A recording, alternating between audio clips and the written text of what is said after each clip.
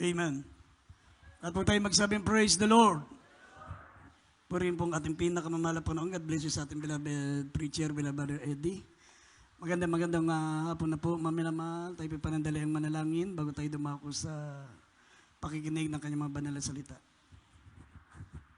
Manalangin po tayo, mga minamahal. Dakila't mapagpala po naming Ama, Diyos na makapangyarihan sa lahat. Sa pangalan namin pinakamamala po ng Jesucristo kang pinagpupuri.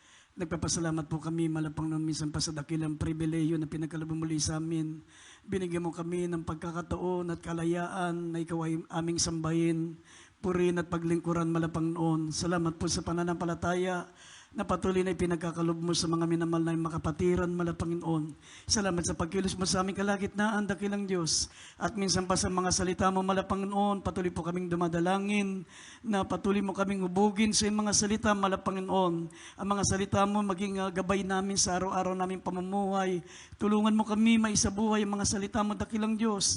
Sumaming ka malapanginoon at aming sinasaway lahat ng gawa ng kalaban. Demons of unbelief and doubts, demons of hindrances. We bind up our darkness in Jesus' name. Amen and amen. Praise the Lord. Isang malakas na palakpak muli, maminamahal sa ating pinakamamahal na Panginoon. God bless you po, purihin pong ating pinakamamahal na Panginoon. At habang inihanda po natin ang ating mga pambungad na talata, dito po sa 1 Korinto 1, talatang 9, at Psalms 89 verse 2 and verse 8. Ako po muna yung nagpapaabot po ng pagbati sa lahat ng mga minamahal, mga anak ng Diyos, sa lahat ng ating mga minamahal, mga manggagawa, sa ating mga beloved preachers, sa lahat ng ating mga beloved choir members, instrumentalists, sa lahat po ng mga mananampalatayang kasama po natin, sa ating mga webcast viewers, Luzon, Visayas, Mindanao, mga kapatiran natin sa ibayong dagat, sa lahat po ng mga kapatiran po natin na abot at napapanood ang ating banal na gawain. At gayon din, nagpapabot po ko ng dobleng paggalang sa ating minamahal at ginagalang na Evangelista Wilde Estrada Almeida, our beloved pastor, the end-time prophet of our loving God, sa lahat ng mga beloved children, the Almeida family, at sa patuloy natin pag-alaala sa mga di malilimutang aral ng ating beloved assistant pastor Lina C. Almeida, at higit sa lahat, ang pinakamataas na pagsamba, ang pinakamataas na pagpupuri, pagluwalhati ay para sa ating pinakamamahal na Panginoong Jesucristo. Everybody shout, praise the Lord. Mahina, maminamahal. Everybody shout, praise the Lord. Yan, mga minamahal. Para yung ating panalangin laging makaabot sa Diyos. Kung gaano tayo kadalas manalangin, ganun din dapat tayo, maminamahal, malakas magpuri sa ating pinakamamahal na Panginoon. Kaya libuksan natin ang ating mga talata. 1 Corinthians 1:9, Psalms 89 verse 2 and verse 8. Unang mga taga-Korinto, Kapitulo 1, versikulo 9. Ang Diyos ay tapat, na sa pamamagitan niya ay tinawag kayo sa pakikisama ng kanyang anak na si Jesucristo na Panginoon natin. Amen. Dito po sa awit, chapter 89, verse 2 and 8, sabi po, sapagkat aking sinabi, kawaan ay matatayo magpakailaman. Ang pagtatapat mo'y iyong itatatag sa mga kalangitan.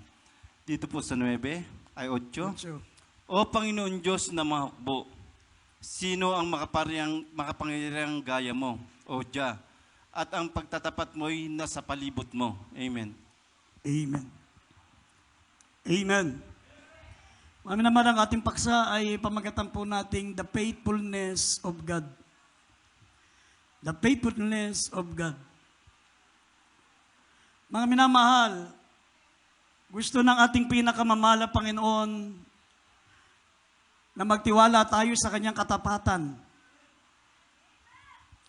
At kung pagtitiwalaan natin siya, mga minamahal, sa kanyang katapatan, dapat, mga minamahal, ang ating buong katapatan ay nasa kanya rin. Amen. Kasi mga minamahal, nakalulungkot po, marami pong mga mananampalataya na ang katapatang ibinibigay sa Diyos ay hindi po 100%. Hindi po 100% mga minamahal. Kaya dito po sa mga talatang binasa po natin, mga minamahal, nais niyang ipaalam sa atin, mga minamahal, na ang kanyang katapatan, sabi ng banal na kasulatan, the faithfulness of God is inseparable. Inseparable. Ibig sabihin, mga minamahal, ang kanyang katapatan, ito po yung nakapaligid sa kanya. Hindi matitinag. Sabi, the faithfulness of God is stable. Sabi ng Psalms 89, verse 2. The faithfulness shall thou establish in the very heaven. Nakatatag sa taas ng kalangitan. May mga tao po, mga minamahal, na mas malaki ang tiwala nila sa mga politician. Mas malaki ang kanilang paglalagak ng tiwala sa kanilang mga politiko kaysa sa ating pinakamamahal na Panginoon. Imagine ba, minamahal, may mga Kristiyanong nakikipagdebate dahil sa kanilang mga politikong gustong iboto. Nakikipag-away. Ipinagtatanggol nila yung kanilang gustong iboto. Nakikipagdebate. Inilalagak nila yung kanilang tiwala, yung kanilang nakabuhos ng kanilang kalooban sa politiko. Kaya hindi baling, sabi nga nung isang Kristiyano, maminamahal, sabi niya sa pinost niya, kaya ako lumayo na lang sa pananampalataya. Umalis na lang ako sa paglilingkod sa Diyos. Umalis na lang ako sa pananampalataya kasi hindi ko gusto. Yung maraming Kristiyano diyan na ang gusto nilang iboto si ganon, si ganyan. Tignan niyo mga minamahal. Dahil sa politiko, tatalikuran mo ang paglilingkod mo sa Diyos. Ibinubuhos mo yung buong tiwala mo sa tao. Ipinagtatanggol mo ang iyong politiko. Pero kailanman hindi mo maipagtanggol ang iyong pananampalataya. Sabi ng Psalm 118, verse 8 and 9, ang sabi rito, maminamahal, lalong mabuti ang manganlong sa Panginoon kaysa maglagak ng tiwala sa tao. Lalong mabuting manganlong sa Panginoon kaysa maglagak ng tiwala sa mga pangulo. Ipagtanggol mo yung politiko mo ngayon, makipagdebate ka, yung ibang mandangang makipag-away. Pag nanalo yan, buti kung kilala ka pa niyan. Pag yan nakaupo na, maminamahal, ewan ko lang kung kilala ka pa niyan. Kung tuparin pa niyan yung mga sinasabi niya habang siya ay nangangampanya. Karamihan, maminamahal sa mga tao, mga minamahal na nangangako, sabi ng banal na kasulatan, hindi nila natutupad ang kanilang pangako. Pero ang Diyos, mga minamahal, sabi, ang Diyos ay tapat. Ang kanyang pangako, sabi ng banal na kasulatan, the faithfulness of God is established. Ito ay nakatatag sa kalangitan, inseparable, nakapaligid sa kanyang kalulatian ang katapatan ng ating pinakamamahal na Panginoon. Bakit kailangan mo, mga minamahal, na masigit na maging tapat sa tao? Bakit mas kailangan mong maging dedicated ka, devoted ka sa tao kaysa sa ating pinakamamahal na Panginoon? Amen? Dito sa Biblia, maminamahal, saan natin mapapatunayan ang katapatan ng Diyos? Where to experience the faithfulness of God? Saan natin napapatunayan ang katapatan ng Diyos? Unang-una, sabi ng Biblia, in affliction. In affliction of the saints. May mga mananampalataya kasi, mga minamahal, hindi makapagpatuloy maglingkod sa Diyos sapagkat natatakot sila. Iniisip nila na baka pag ako'y naglingkod sa mahal na Panginoon, dumating sa akin yung mga pagsubok na hindi ko kaya. Baka mangyari sa akin yung nangyari dun sa kapatiran nung sinubok siya, hindi niya natagalan, nag-backslide. Baka mangyari sa akin yung mga ganitong kahirapan, ganitong pagsubok, baka hindi rin ako makatagal. Kaya mabuti pa, wag na lang ako maglingkod. Inuunahan na nila ang Diyos. Sabi ng banal na kasulatan, mga minamahal, ang Diyos ay tapat. Hindi Kanya bibigyan ng pagsubok na hindi mo makakayanan. Kilala niya tayo, mga minamahal. Alam niya kung sino tayo, alam niya kung hanggang saan ang kapasidad ng ating pananampalataya, yung kapasidad ng ating kakayahan sa paglilingkod sa Diyos. Hindi Kanya bibigyan ng pagsubok na hindi mo kaya.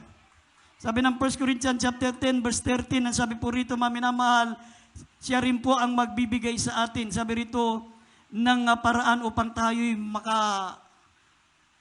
magtagumpay. Sabi, hindi dumating sa inyo ang anumang tukso o mga pagsubok na hindi matitiis ng tao, tapat ang Diyos. Hindi niya itutulot na kayo'y tuksuhin ang higit sa inyong makakaya. Kundi kalakip din ng tukso ay gagawin naman ang paraan ng pag-ilag upang ito'y inyong matiis. Mga minamahal, sabi ng banal na kasulatan, ang ating dakilang Diyos ay napakatapat. Tapat siya sa ating mga darating na mga pagsubok kasi kinakailangan talagang makaranas tayo ng pagsubok. Hindi pwedeng nasa comfort zone ka na lamang. Nasa Acts chapter 14 verse 22, kinakailangan magsipasok tayo sa kaharian ng Diyos sa pamagitan ng mga kapigatian, ng mga pagsubok. Tinawag tayo hindi lamang para sumampalataya sa mahal na Panginoon, kundi magtiis din ng kahirapan alang-alang sa mahal na Panginoon.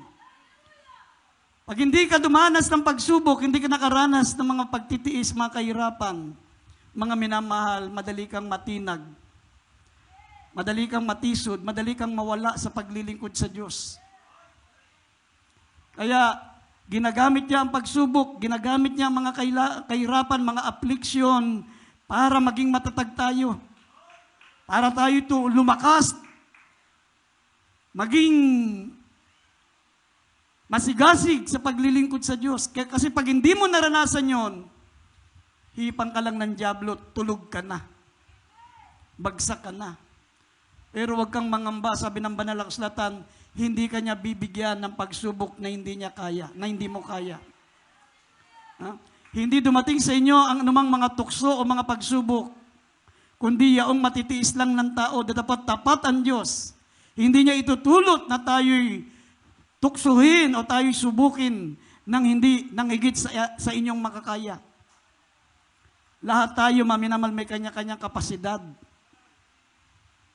Kung paano natin babatayin ang pagsubok. Kaya nga, iba-iba yung mga pagsubok na dumarating sa atin. Amen? Kasi iba-iba rin yung kapasidad ng ating pong pananampalataya. Tignan nyo kay Job, maminamahal, wala nang pinakamabigat na pagsubok na dumating. Maminamahal, kundi yung pagsubok na nangyari kay Job. Kahit ngayon, walang nakahigit at walang nakapantay sa pagsubok na naranasan ni Job. Siya ay sinubok ng Diyos financially.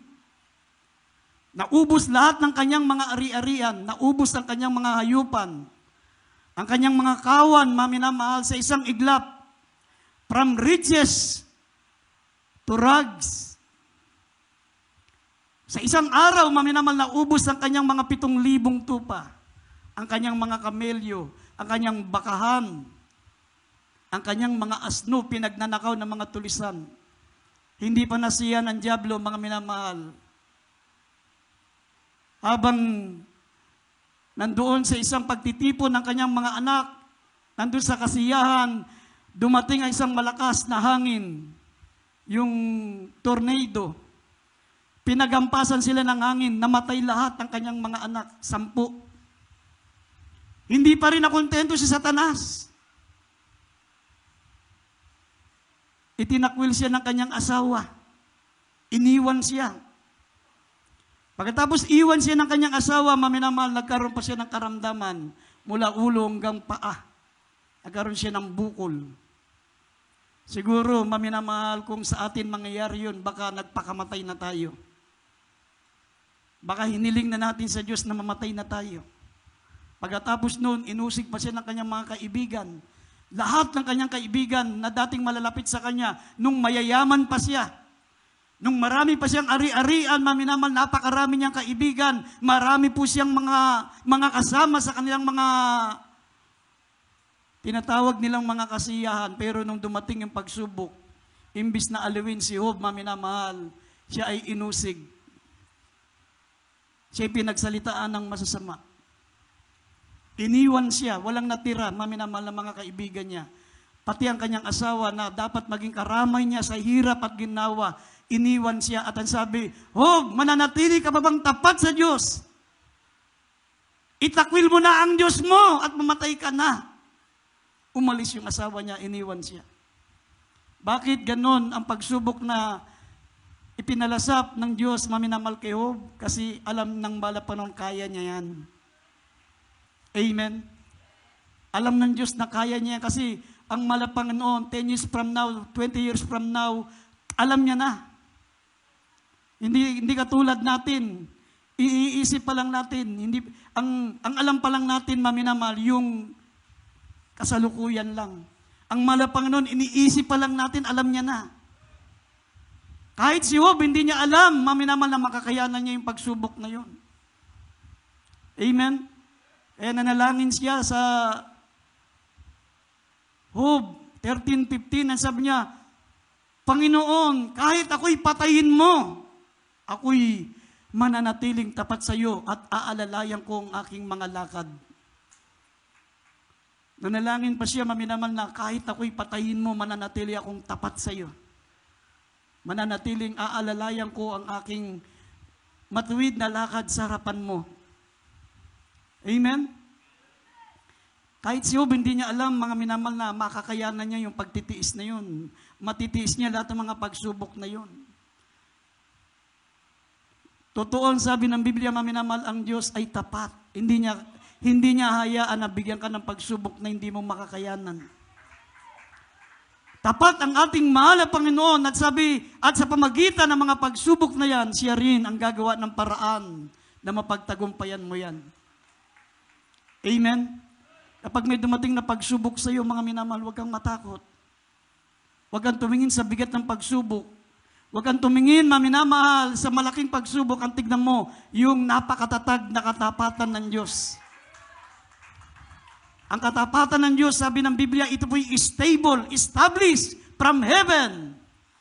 Ito'y matatag na nakatayo sa kalangitan, hindi matitinag, mananatili. Napakatapat niya, mga minamahal. Amen? Nung nangyari kay Joseph, maminamahal kay Joseph, 24 years naranasan niyang pagsubok, matinding pagsubok. Pinagbili siya ng kanyang mga kapatid.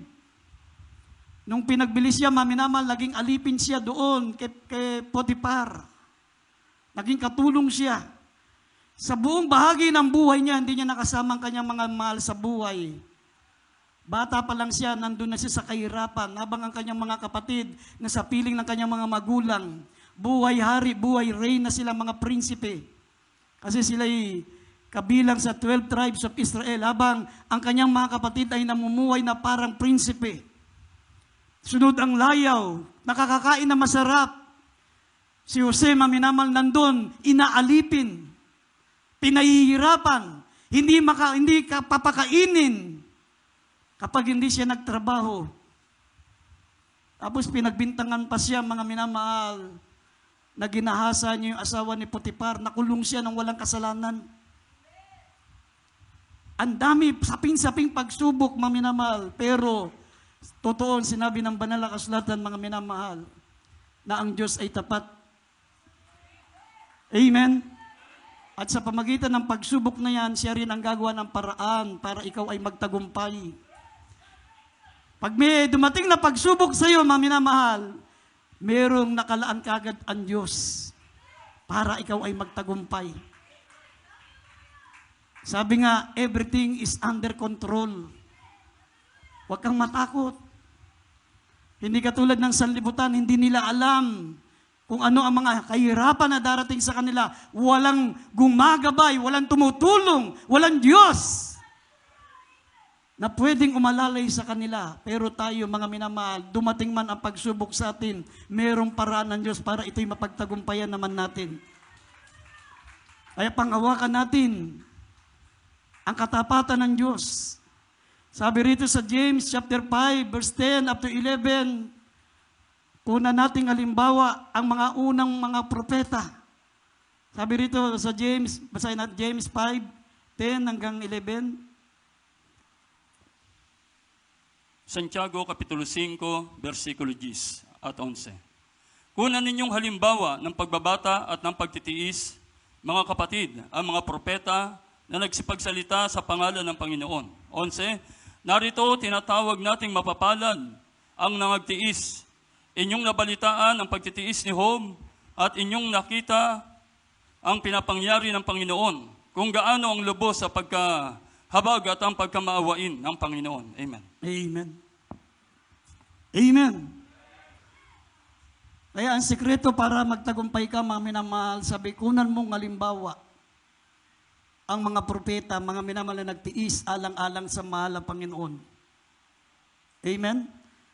Ang mga pagbabata ng mga propeta noon. Si Jeremiah, buong buhay niya, mga minamahal, wala siyang naranasan na kaginawaan sa kanyang pagiging Kristiyano. Lagi na lang siyang nakakulong. Kung hindi man siya nakakulong, nandun siya sa ilalim ng balon. Inaagisa na lang ng pagkain dun sa ilalim ng balon na ang putik ay hanggang leeg. Ulo lang ang nakaangat sa kanya. Dun siya kumakain sa putik ng balon na ulo lang ang nakaangat sa kanya. Lahat ng mga propeta, si Isaias,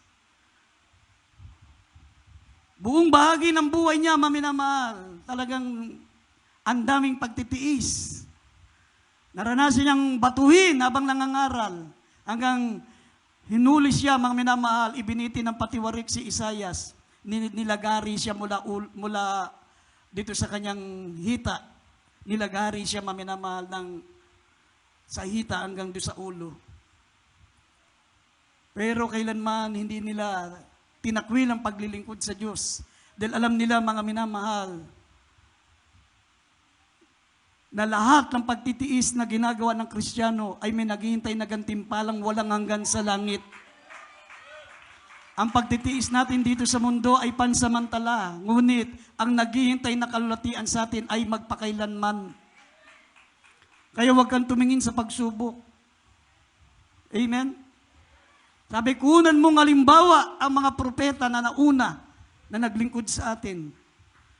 Ikumpara mo yung pagsubok na dinaranas mo ngayon sa mga unang Kristiyano noon. Makita mo, wala pa sa kalingkingan. Ganyan ang sekreto ng ating beloved pastor, mga minamahal, pag siya nasa mga pagsubok. Ikinukumpara niya yung buhay niya sa mga Kristiyano noon, kung paano sila binabato, paano sila pinakukulong, paano silang tumatakbo doon dito, walang makain. Pero mo, once upon a time, ang ating malapastor, isang kilalang orator, isang kilalang politician, maminamahal, isang kilalang tao, maminamahal sa lugar nila sa probinsya ng Surigao. Malawak ang palaisdaan, may mga minahan. Sa tuwing may kampanya, maminamahal, tinatawag ang ating malapastor dahil siya ang nagsasalita para ikampanya yung mga politiko, maminamahal. Pero nung tinawag siya ng ating pinakamamahal na Panginoon, iniwan niya lahat yun. Lahat, pati ang kanyang palaisdaan, ang kanyang minahan, ang kanyang ambisyon maging presidente ng Pilipinas, iniwan ng malapastor. Dati, ang dami niyang pera, limpak-limpak ang pera niya. Galing sa business, galing sa politiko. Binabayaran siya, ikampanya lang siya, maminamahal. Pero nung siya tinawag ng malapang ng mangaral, naranasan niyang kumain ng balat ng milon. Balat lang ng milon, pinupulot niya doon sa palengke. Tapos yung barong niya, isasanla niya. Ibibili niya ng buto-buto, pakakuluan, yun na ang pinakaulam nila, sabaw lang. Binubuhusan lang nila ng sabaw ng buto-buto. Yung kanilang kanin, pagkainan nila yun, sa ilang maraming panahon. Samantalang dati hindi ganun ang buhay nila. Ang iniisip ng ating malapastor, maminamahal, yung mga unang mga propeta na nauna sa kanya. Kung paano sila nagtiis. Ang tinignan ng ating malapastor, maminamahal, yung katapatan ng ating mahal na Panginoon na sinabi niya, hindi kita iiwan hanggat hindi ko matupad ang mga sinabi ko sa iyo. Hindi kita iiwan hanggang hindi matupad ang mga bagay na sinabi ko sa iyo na ikaw ay pagpapalain. Amen. Dati kailangan pang magbenta ng mga bote ng patis, bote ng soft drinks. Ating beloved pastor, maminamahal, para makadalo sa gawain. Para may pamasahe sila. Mag-anak. Ngayon, lahat sila, mga minamahal, may mga sasakyan na dahil pinangako ng ating pinakamamahal na Panginoon. Amen. Kaya sabi ng banal na kasulatan, panghawakan mo yung pangako ng ating pinakamamahal na Panginoon. Maging tapat ka lang sa Kanya. Panghawakan mo na ang Diyos ay tapat sa Kanyang pangako. In affliction, sabi kahit sa mga pagsubok, kahit sa mga kadalamatian, tapat siya. Hindi mo kinakailangang umurong, hindi mo kinakailangan tumalikod, hindi mo kinakailangang mag-backslide sa paglilingkod sa Diyos dahil sa hirap. Ang tignan mo, maminamahal, ang katapatan ng Diyos. Meron siyang nakalaan, mga minamahal na paraan para magtagumpay ka. Amen? At ang sabi rito, ang Diyos ay tapat to keeping His covenant. Ang Diyos, sabi first, dito sa Deuteronomy chapter 7 verse 9, alalahanin natin ang katapatan niya sa kanyang mga pangako. Sa kanyang covenant. Sabi, maminamahal sa Biblia, sa Deuteronomy chapter 7 verse 9, talastas mo nga na ang Panginoon yung Diyos ay tapat na Diyos na nag-iingat ng tipan at nagagawad ng kagandang loob sa mga umiibig sa Kanya at tumutupad sa Kanyang mga utos hanggang sa 1,000 saling lahi. Hanggang sa 1,000 saling lahi. Imagine, maminamahal, 1,000 generation. Tapos na ang mundo, hindi pa tapos yung katapatan ng mahal na Panginoon, 1,000 generation. Amen? Siguro kung mula sa henerasyon ni Abraham hanggang sa henerasyon natin, baka nasa 77 generation pa lang tayo. Pero sabi, ang katapatan ng Diyos, maminamahal, ay hanggang 1,000 saling lahi. Ha? 1,000 saling lahi from generation to generation. Amen? Na siya, sabi, na ang Panginoon ay nag-iingat at nagagawad ng kanyang kagandang loob sa mga umiibig sa Kanya at tumutupad ng Kanyang mga utos hanggang sa 1,000 saling lahi. Nag-iingat ng Kanyang tipan. Ang Diyos natin ay tapat. Tapat siya, maminamahal, sa Kanyang covenant. Ibig sabihin ng covenant, yung tipan. Once na naging mananampalataya ka, maminamahal, once na tanggapin mo ang ating mahal na Panginoon bilang sariling tagapagligtas, ang Diyos ay nakikipagtipan sa iyo. Amen? At ikaw ay nakikipagtipan sa Diyos. Sabi, kung ikaw ay hindi tapat, siya'y nananatiling tapat. Amen? Nung baguhan ka, tumanggap ka sa Malapanon bilang sariling tagapagligtas, nakipagtipan ka na sa Kanya. Nangako ka na maglilingkod ka habang ikaw ay nabubuhay. Nangako ka na ikaw ay magiging tapat hanggang sa pagbabalik ng ating mahal na Panginoon. Pero maraming mga tumanggap sa unahan na ngayon wala na. Amen? Pero ang Diyos na nakipagtipan sa kanila, nananatiling tapat. Amen? Sabi ng 2 Timothy, chapter 2, kung tayo ay hindi tapat, sabi ng 2:13, kung tayo hindi tapat, ang Diyos ay nananatiling tapat. Ano ang covenant ng Diyos, maminamahal, mula nung tinanggap mo siya bilang sariling tagapagligtas? Pagpapalain ka niya. Amen?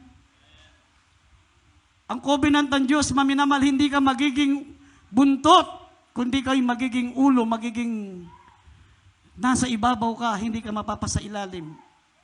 Hindi ka mangungutang at hindi ka, mga minamahal, hindi ka mangungutang, hindi ka kakapusin, kundi ikaw ang magpapautang. Pagpapalain ka ng Diyos.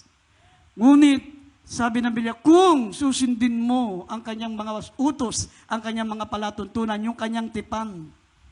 Kaya sabi ko nga sa inyo, bawat isa sa atin, individual, may kanya-kanyang covenant tayo sa Diyos. Mula nang tinanggap mo siya bilang sariling tagapagligtas, ang Diyos ay may covenant sa iyo at ikaw ay may covenant sa Diyos. Individual yan. Bawat isa sa atin, tandang-tanda niya ang ipinangako niya sa iyo at tandang-tanda niya ang ipinangako mo sa Kanya. Tipanan niya ang ibig sabihin ng covenant, mga minamahal, agreement, settlement. Settlement natin yan, agreement yan, pinaka-treaty. Yan ang ibig sabihin ng covenant. Kaya wag mong sisihin ng Diyos kung hindi natupad ang mga pangako niya. Bakit? Pag hindi natupad ang pangako niya, kasi ikaw ang unang hindi tumupad. Sabi rito sa Deuteronomy 28, verse 12 up to 13. Basahin po natin ang Deuteronomy 28, 12 up to 13. Dito po sa Deuteronomy chapter 28, verse 12 up to 13. Bubuksan sa iyo ng kanyang mabuting kayamanan ang langit upang ibigay ang ulan sa iyong lupain sa kapanahunan, upang pagpalain ang buong gawa ng iyong kamay. At ikaw ay magpapahiram sa maraming bansa, at ikaw ay hindi hihiram. At gagawin ka ng Panginoon na ulo, hindi buntot, at ikaw ay magiging sa ibabaw lamang. At hindi ka mapapasailalim kung iyong didinggin ang mga utos ng Panginoon mong Diyos, na aking inuutos sa iyo sa araw na ito, na iyong sundin at gawin. Amen. Amen. Amen. Ano ang covenant natin sa Diyos, maminamahal? Sabi ng banal na kasulatan, nasusundin mo ang kanyang mga utos. Didinggin mo ang kanyang mga utos. Didinggin mo. Sa ayod sa gusto mo, covenant mo yan. Ang unang covenant mo, didinggin mo at tutuparin mo ang kanyang mga utos na inuutos sa iyo ng ating mahal na Panginoon upang iyong sundin na gawin. Amen? Ano naman ang covenant ng Diyos sa atin, mga minamahal? Ang covenant naman ng Diyos, bubuksan ng Panginoon sa iyo ang kanyang mabuting kayamanan sa langit. Ibibigay niya ang ulan sa iyong lupain sa kapanahunan upang pagpalain ang buong gawa ng iyong kamay. Ikaw ay magpapahiram sa maraming bansa. Ikaw ay hindi hihiram. At gagawin ka ng Panginoon na ulo at hindi buntot, at ikaw ay magiging sa ibabaw lamang at hindi ka mapapasa ilalim. Yan ang covenant ng Diyos sa atin. Amen? Kung hindi natupad ang covenant ng Diyos, tayo ang hindi tumupad sa covenant natin sa Kanya. Kasi yun lang pagdinig, parang napakabigat sa Kristiyano yung pagdinig eh.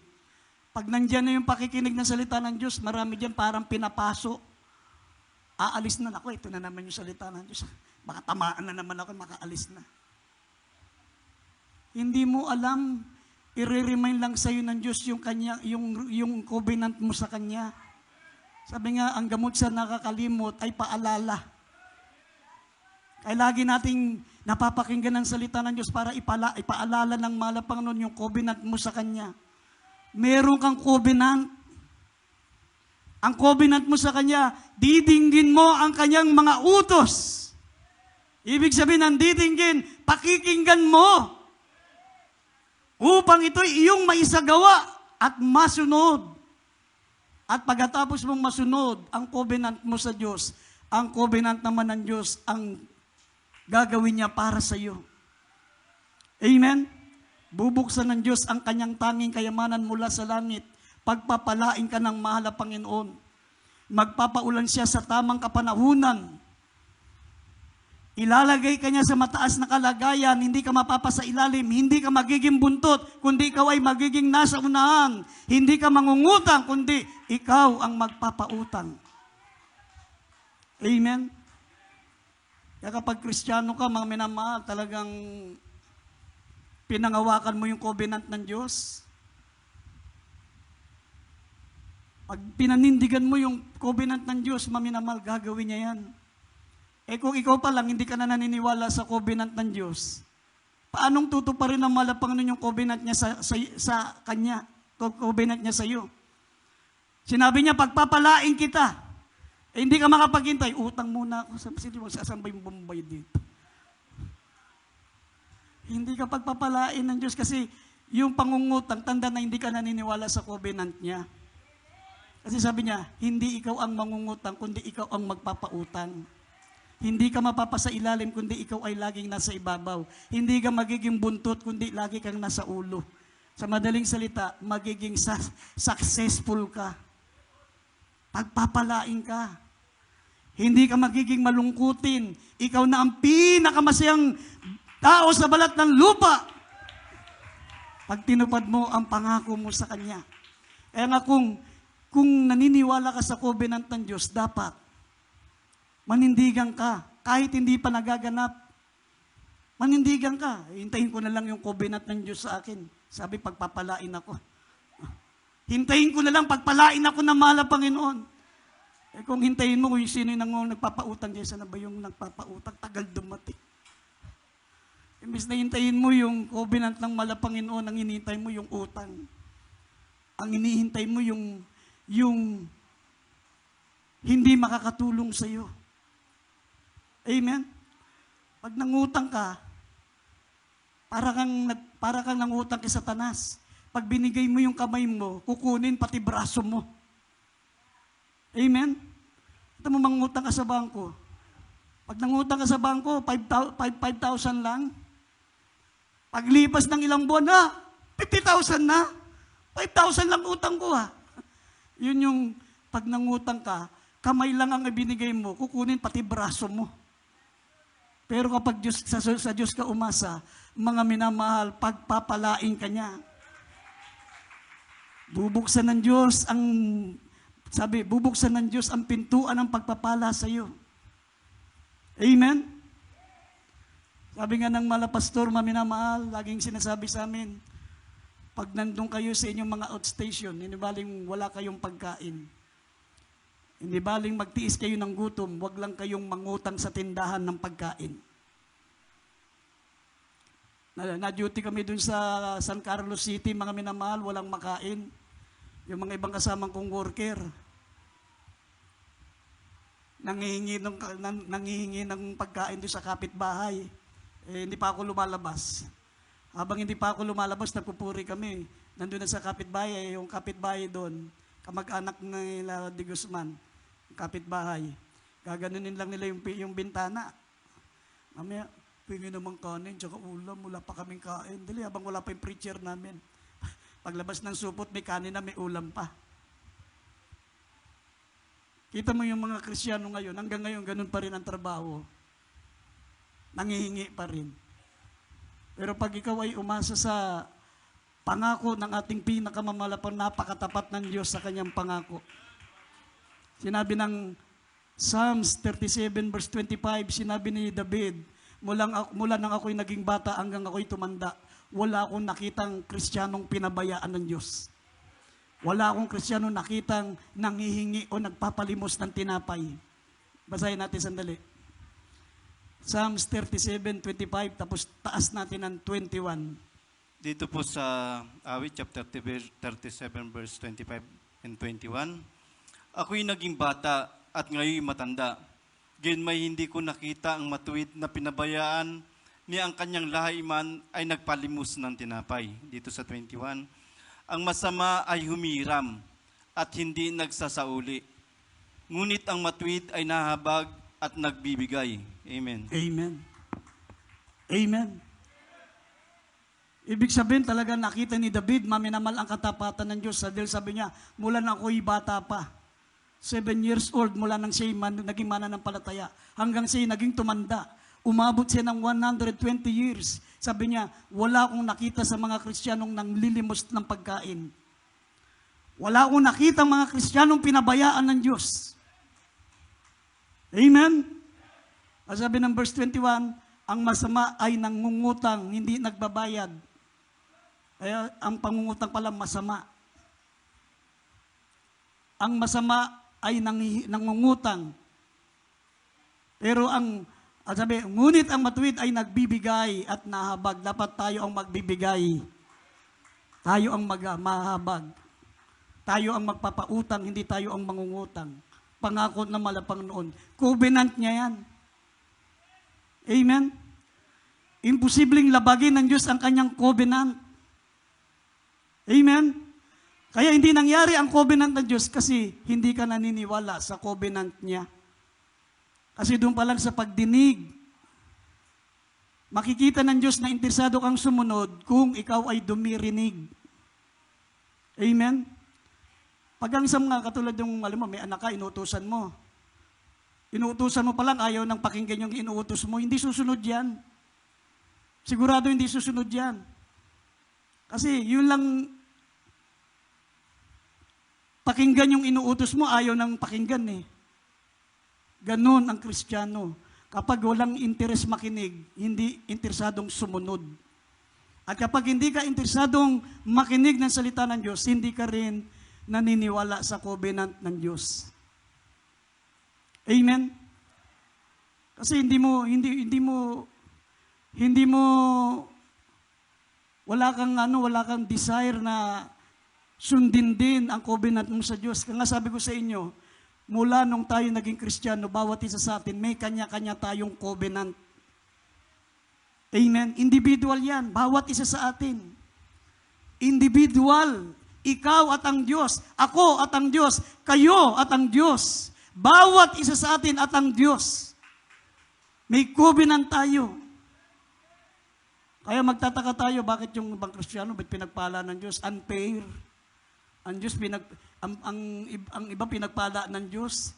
Bakit may mga kapatiran dati na namumulot lang ng basura? Kumakain lang ng pagkain ng pagpag, yung napupulot lang sa basura, tapos niluluto ulit. Pero ngayon, mayayaman na. Pabalik-balik na sa ibang bansa, may mga apartment ng inuupahan, nagbibilang na ng sasakyan, dati lang mga basurero. Bakit hanggang ngayon ako, malapit na ako maging basurero? Bakit? Kasi nga, ang covenant natin sa Diyos, individual. May covenant ka sa Diyos at bawat isa sa atin, ako may covenant sa Diyos, bawat isa sa atin, may kanya-kanyang covenant sa Diyos. Tutuparin ng Diyos ang covenant niya kailanman, sabi ng Biblia, ang Panginoon ay tapat sa kanyang mga palatuntunan, sa kanyang mga tuntunin, hanggang sa 1,000 saling lahi. Amen? 1,000 saling lahi. Matatapos na ang mundo, hindi pa matatapos ang katapatan ng Diyos. Amen? Kasi 1,000 saling lahi, from generation to generation, 1,000 generation ang katapatan ng ating pinakamamahal na Panginoon. Amen? At sabi rito sa 1 Kings chapter 8, verse 56, sabi ni Solomon, maminamahal, walang nagkulang sa lahat ng ipinangako ng ating mahal na Panginoon. 1 Kings 8:56, basahin natin. Unang Hari, Kapitulo 8, versikulo 56. Purihin ang Panginoon na nagbibigay kapahingahan sa kanyang bayang Israel. Ayon sa lahat ng kanyang ipinangako, walang nagkulang na isang salita sa lahat niyang mabuting pangako. na kanyang ipinangako sa pamamagitan ni Moises na kanyang lingkod. Amen. Amen.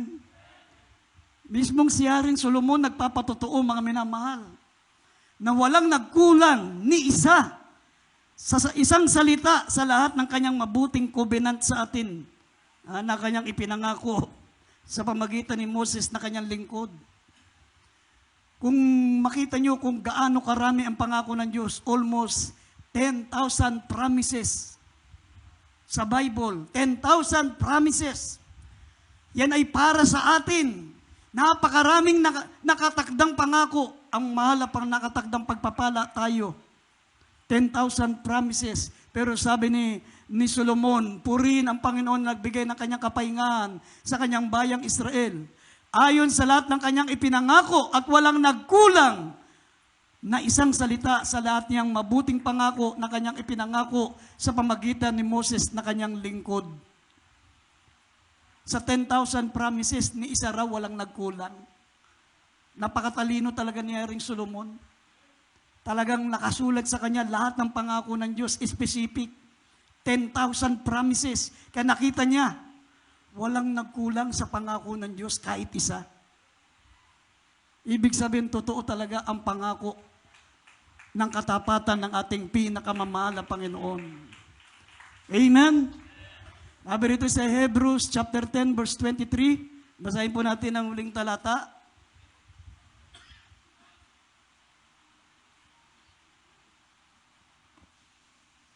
Hebreo, Kapitulo 10, versikulo 23. Na ating ingatang matibay ang pagkakilala ng ating pag-asa upang huwag magalinlangan sapagkat tapat ang nangako. Amen. Amen. Ating ingatang matibay ang pagkilala ng ating pag-asa upang huwag tayong mag-alinlangan. Huwag tayong mag-alinlangan, mga minamahal.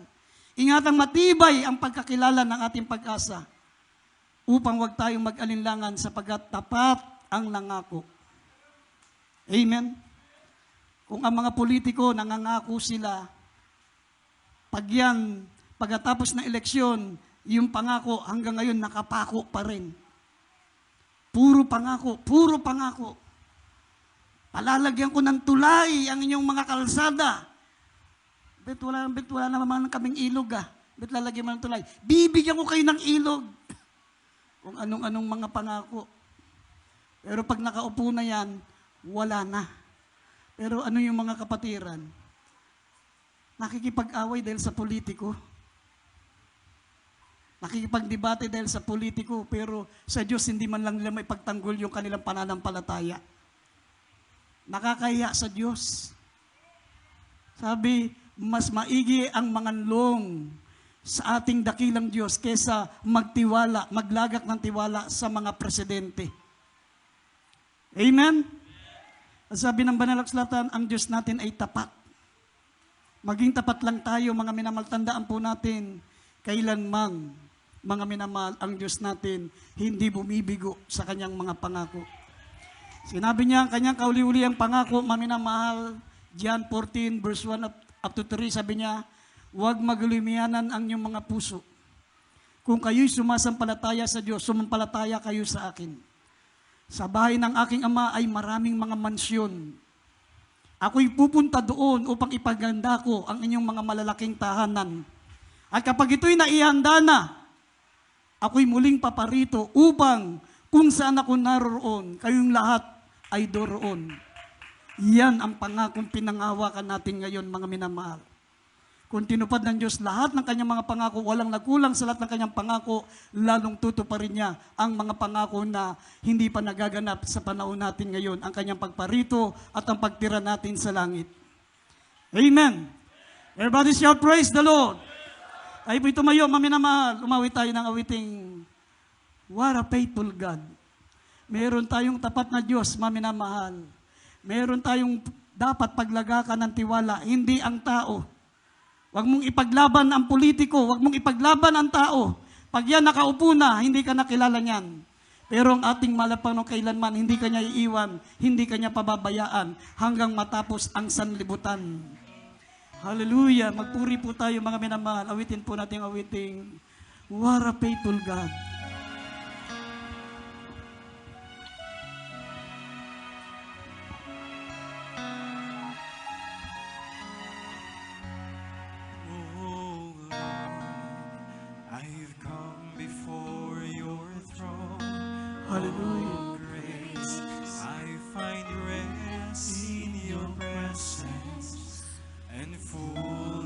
songs of joy in worship and wonder I behold your grace, singing what a faithful God.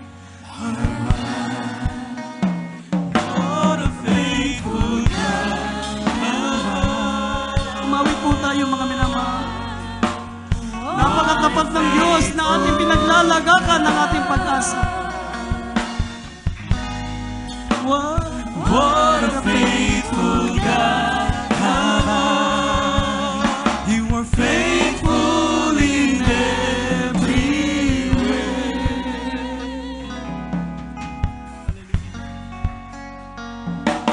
Oh Lord, oh mercy, you have heard my cry.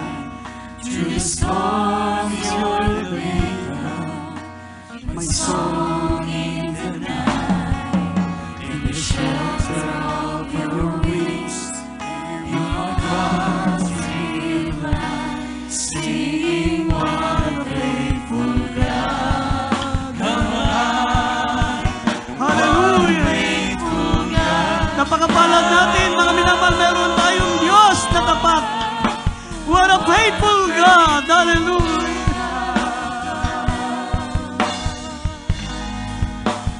What a faithful God am I. You are faithful in every way. What a faithful God am I. Umawit tayo mga minamahal. Awitan natin ang katapatan ng ating mahal na Panginoon. Hallelujah! Hallelujah! Napakapalad namin. Napakapalad namin, mahal na Panginoon. Ikaw ang aming Diyos. Faithful in every way. Oh Lord, all sovereign, granting peace from heaven. Let me comfort those who suffer with the comfort you have given. I will tell of your great love for as long as I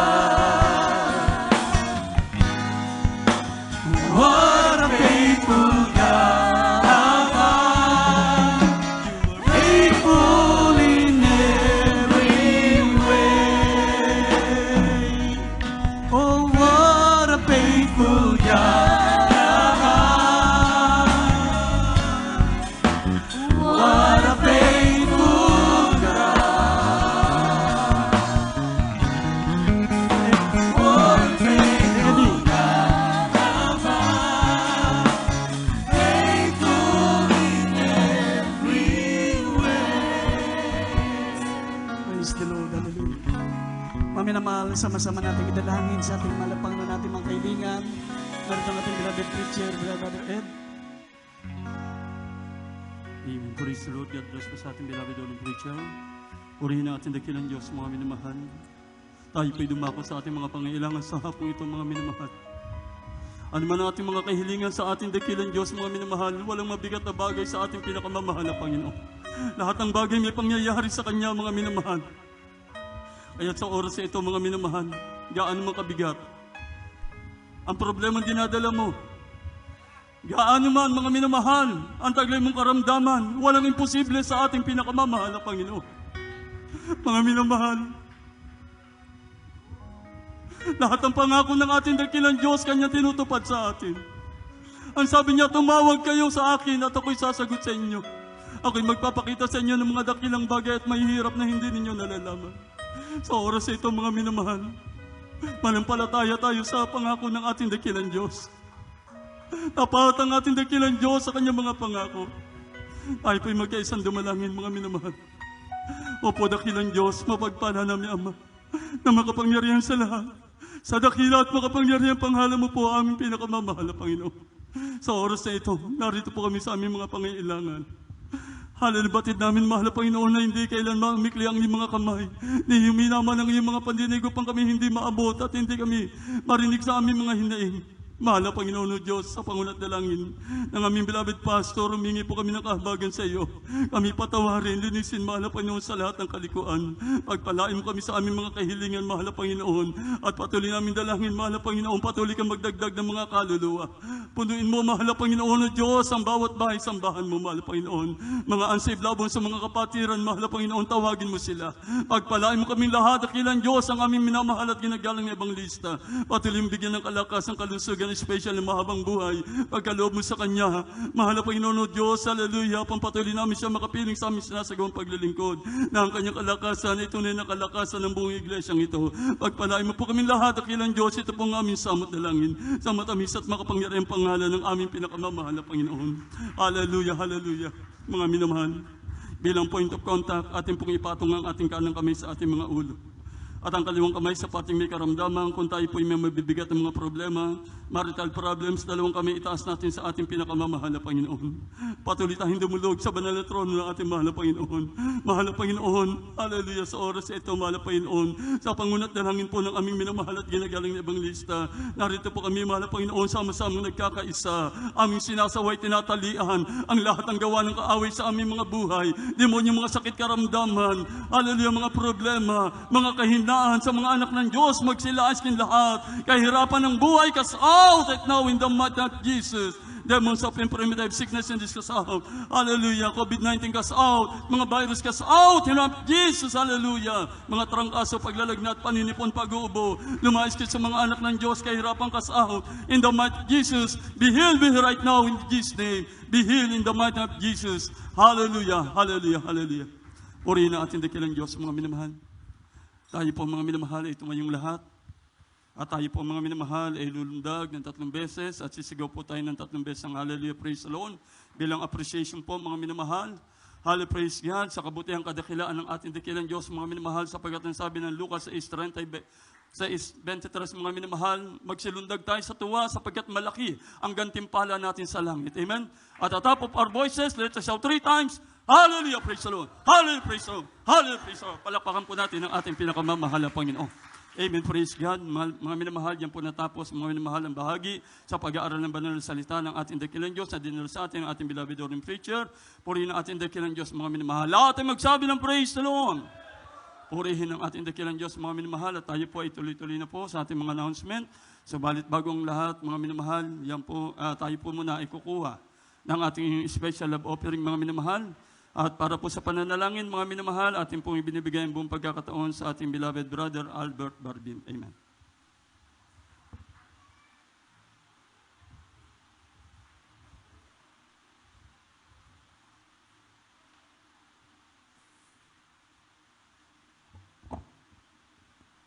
Maraming salamat po,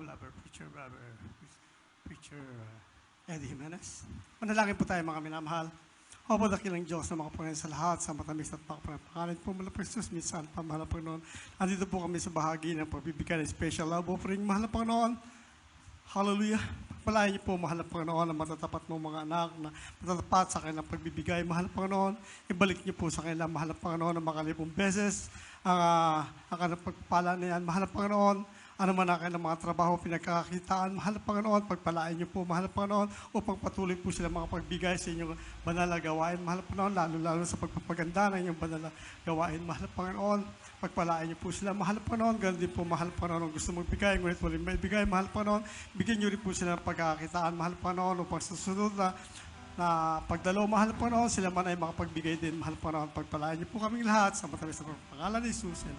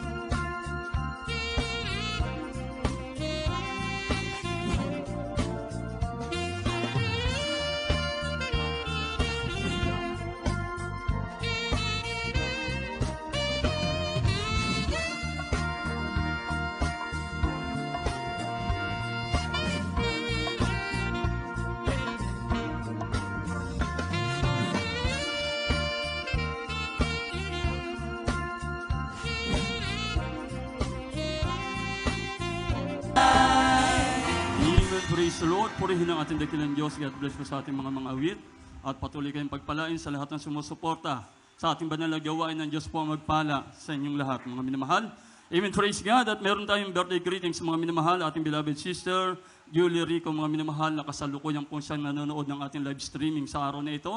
Palakpakan natin ang ating dakilang Diyos. Happy birthday po, beloved sister Julie Rico. Pagpalain ka po ng ating dakilang Diyos. Ang pagbati ay mula sa ating, lahat ng ating mga manggagawa at sa lahat ng ating mga kapatiran dito po sa dako ng Olongapo. Amen? Praise the Lord. Purihin ang ating pinakamamahal na Panginoon.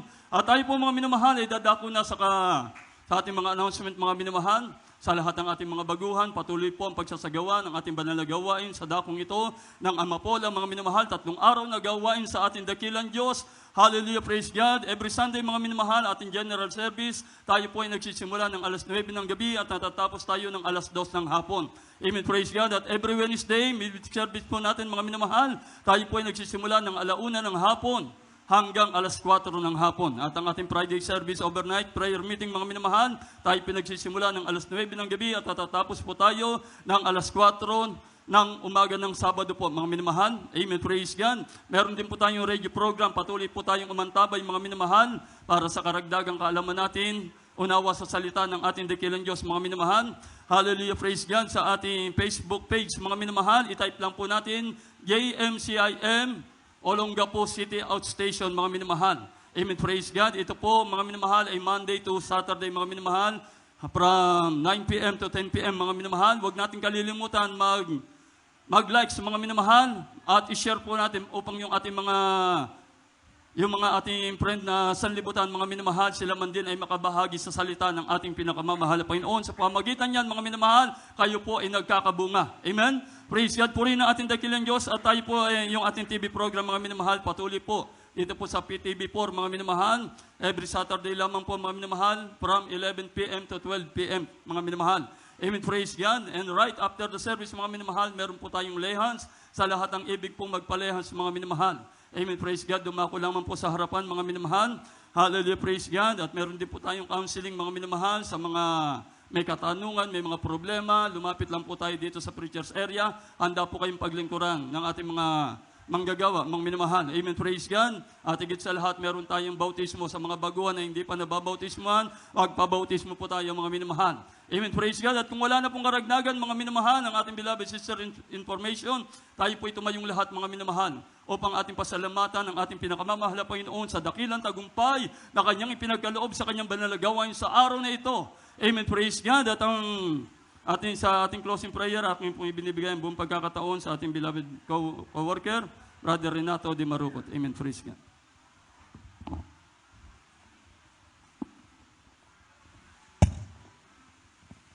Amen. Praise the Lord. God bless you, beloved Preacher Padre Jimenez.